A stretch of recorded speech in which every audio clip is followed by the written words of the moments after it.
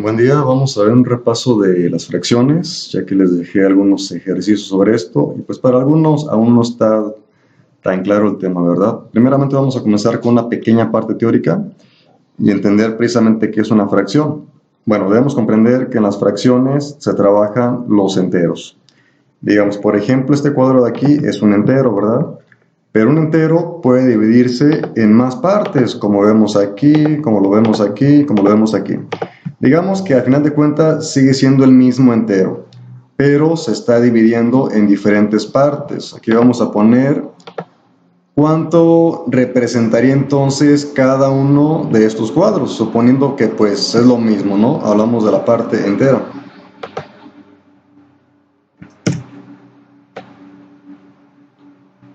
Por ejemplo,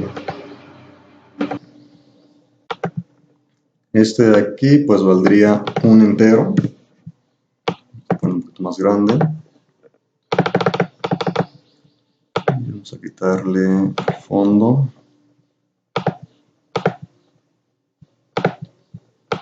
Muy bien, entonces tenemos que esto de aquí pues será el entero, ¿verdad? Pero vemos que el cuadro de abajo se divide en más partes. Aquí ya representaría ahora sí una fracción. Vamos a insertar una ecuación. ¿En cuántas partes se divide? Vemos pues que son 9 partes, ¿verdad? Si las contamos son 3, 6, 9. Entonces esto ya podría ser una fracción. Vamos a colocar aquí la fracción. Pero ¿cuánto de cuánto? O sea, hablamos de que son 9, ¿verdad? 9, ¿9 qué? Novenos. Ojo aquí, el número de abajo es el que siempre indica en cuántas partes se dividió. Y el número de arriba es el que indica cuántas estamos agarrando de esas partes.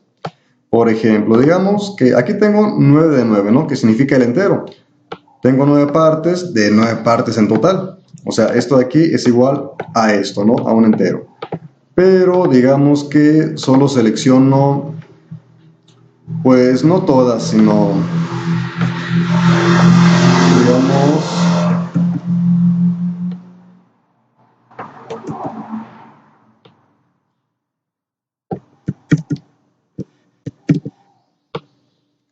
aquí voy a colocar cuántas estoy tomando en cuenta. Vamos a poner este.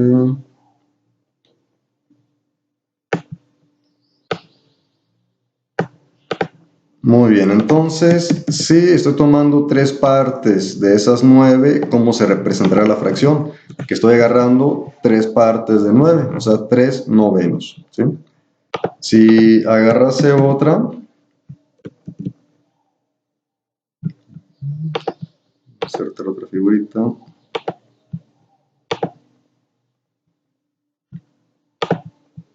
Digamos que también tomo esta parte.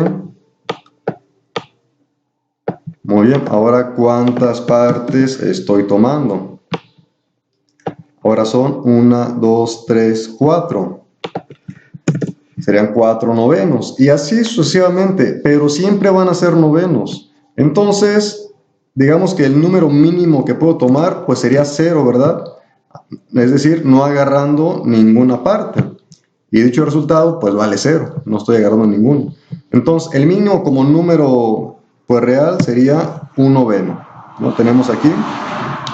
En el caso de que esas 3 no estuvieran y solamente agarrara uno, se agarra 2 partes, 2 novenos, se agarra 3 partes, 3 novenos, hasta el total que son 9 novenos, como lo había puesto acá, ¿verdad? Pero bueno, aquí lo dejamos que eran 4, porque aquí tomé 4 partes de esas 9. En lo que sigue, pues sería lo mismo. Aquí, ¿cuál sería la diferencia? Aquí son 4 cuadros, ¿verdad? O sea, estoy dividiendo el entero en 4 partes. Entonces, recuerden, el de abajo es el que indica cuántas partes son en total, en cuánto se divide el entero, en 4, ¿verdad? Si yo, por ejemplo, solo tomo una parte, estoy diciendo que estoy agarrando una parte de 4. Si tomo 2 partes, estoy agarrando 2 partes de 4, es decir, 2 cuartos. Si tomo 3, 3 cuartos. Si tomo todas, pues serán 4 cuartos, que es el entero. Muy bien. Y por último, este de acá. Vamos a contarlo. Son 4 por 5, serán 20. Este está dividido en 20 partes. Entonces son 20. Si yo solamente agarro una parte, estaré diciendo que tengo un veinteavo, ¿sí? Solamente una parte de 20. Si tomo dos partes, pues serían dos veinteavos. Y así consecutivamente hasta llegar a 20 veinteavos, ¿verdad? Que sería el entero. Muy bien, ahora vamos a ver otra cosa. Hasta aquí esta parte espero que ya haya quedado comprendida de dónde surgen las partes de una fracción. Recuerden que el de abajo indica el número de partes en que se dividió el entero y el número de arriba las partes que estamos tomando de ese total. Ahora, ¿cómo se llaman estas partes en el lenguaje matemático? El de arriba es el numerador y el de abajo el denominador, ¿sí? Bien, ahora vamos a poner aquí un ejemplo. Bueno, ahorita con seguridad. Aquí habíamos quedado, por ejemplo, si tengo aquí solamente dos figuras, si solamente tomé dos cuadros, ¿cuántos tendría? 2 novenos, ¿cierto? Pero, ¿qué pasaría si llego a los 9 novenos? Pues que tengo el entero. Ahora, si tengo, por ejemplo, 12, tengo 12 novenos. ¿Esto qué significa? Voy a borrar esto.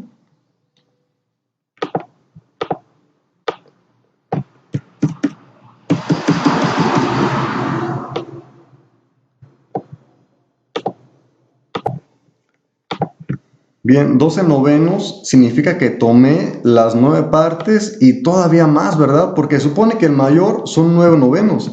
Entonces, ¿qué significa 12, por ejemplo? ¿Qué significa poner un número mayor arriba? Pues bueno, simplemente significa que tomé todo el entero.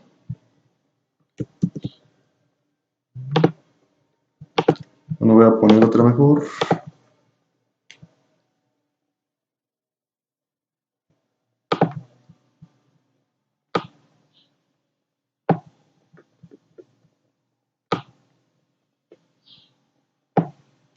Muy bien, significa lo siguiente, que agarré las 9 partes, pero aparte otras 3 partes. Esto ya viene siendo de otro entero. ¿Por qué? Porque este entero pues ya se acabó, ¿verdad? Ya agarré las 9 partes. Pero aquí indica 12 novenos. Quiere decir que también tomé otras 3 partes de otro entero que está dividido también en 9, que está dividido también en novenos. Entonces, lo que significa esto sería esto de aquí lo siguiente. Esto ya es el tema de fracciones propias e impropias. Pero bueno, ahorita no me meto mucho en términos técnicos para que no se confundan. Pero simplemente significa esto. Se supone que si llego a los 9 novenos, al número máximo que está aquí, es porque ya tomé todo el entero. Pero si por ejemplo tomé 10, quiere decir que tomé el entero y aparte otra parte de otra figura a partir de 9 partes, es decir, otro noveno. Si tengo 11 novenos, quiere decir que tomé el entero y aparte 2 partes de otra figura dividido en 9 también. Y en este caso, como se ha puesto, si son 12, pues tomé el entero y 3 partes de otro entero, ¿verdad? Eso significa esta fracción, cuando el numerador supera al denominador, ¿sí? Ahora, ¿qué pasa con esto? ¿Por qué se los explico también? Porque también les dejé sumatoria de fracciones mixtas. Y precisamente esto se puede representar con una fracción mixta. ¿Cuándo aplica esto de la fracción mixta? Precisamente en este caso, cuando el número de arriba, o sea el numerador, supera al denominador. ¿Por qué? Porque ya tomamos más partes de lo que es el entero total. Quiere decir que tomamos un entero y 3 novenos, ¿verdad? ¿Y esto cómo lo hacemos de manera rápida? Aquí ponemos que esto equivale a un entero, ¿verdad? Que sería este de aquí. Si se fijan, 9, ¿cuántas veces cabe en el 12? Pues una. Es decir, tomé todo el entero. Ah, pero ¿cuántos me sobraron? Pues 3. Aquí vamos a poner una fracción.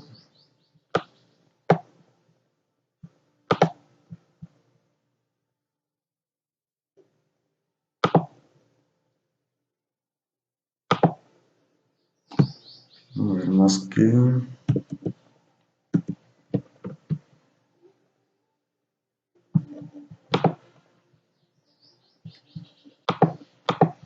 Bueno, me voy a poner la misma fracción.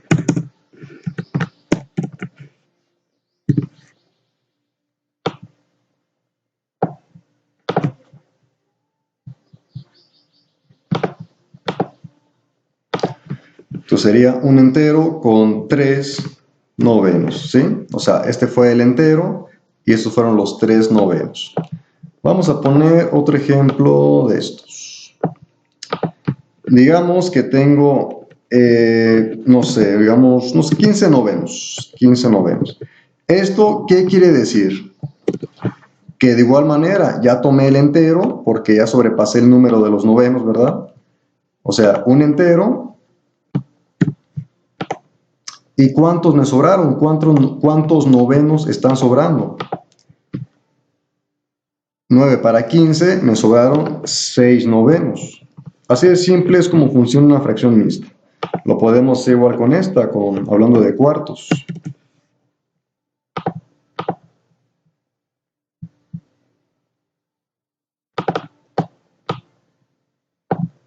Por ejemplo, digamos que aquí también hubiera sobrepasado el número de cuartos. Aquí es un número mucho más pequeño. Si le pongo, por ejemplo, 5 cuartos, quiere decir que tomé un entero y me sobró un cuarto, ¿verdad? ¿Sí? Siempre se hace la diferencia de este con este. ¿Cuánto sobra? Pues 1. Por ejemplo, aquí, ¿cuál es la diferencia del 9 con el 15? Pues 6, por eso que se pone aquí. Pero otra cosa, puede ser que sea más de un entero.